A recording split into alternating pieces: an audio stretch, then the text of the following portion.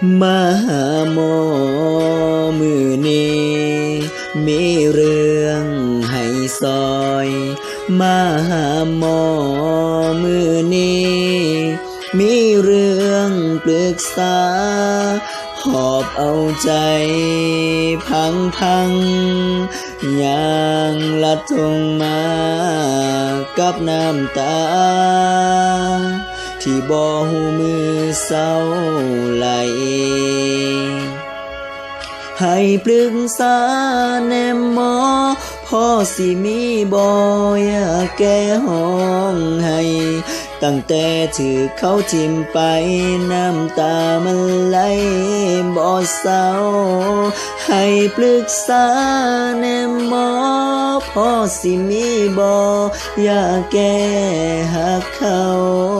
มันเจ็บมันปวดทรมานบ่เศร้าอยากลืมเขาพ่อสิมีทางบ่มองเคยเป็นบ่อยู่ซื่อๆก็บ่สำคัญเคยเป็นบ่อยู่ซื่อๆก็เริ่มห่างหา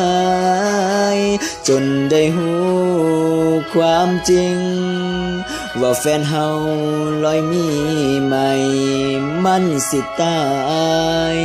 จึงได้ยังมาหาหมอให้ปรึกษาแนมหมอพ่อสิมีบ่อยากแก้ห้องให้ตั้งแต่ถือเขาทิมไปน้ำตามันไหลบ่เศร้าให้ปรึกษาแนมหมอพ่อสิมีบ่อยากแก้หักเขามันเจ็บมันปวดทรมานบ่เศร้าอยากลืมเขาพ่อสิมีทางบ่มอง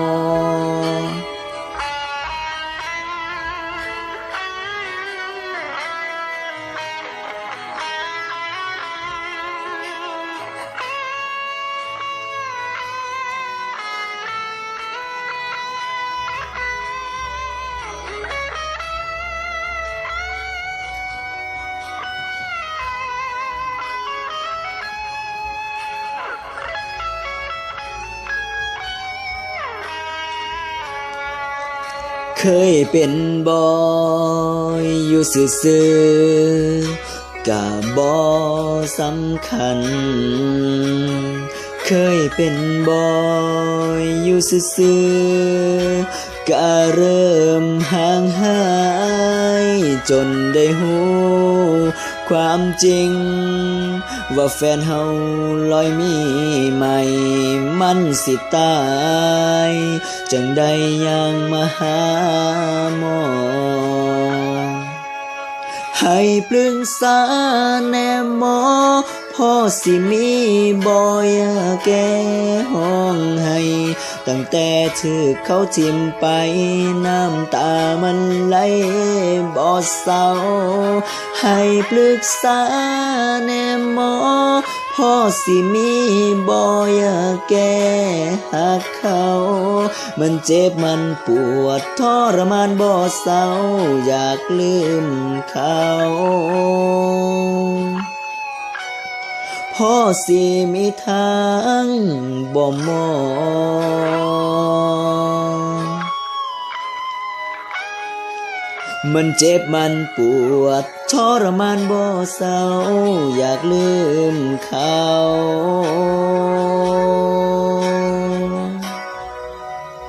พ่อสิมีทางบ่มองมันเจ็บมันปวดทรมานบ่เศร้าอยากลืมเขาพ่อสิมีทางบ่มอง บ่มอง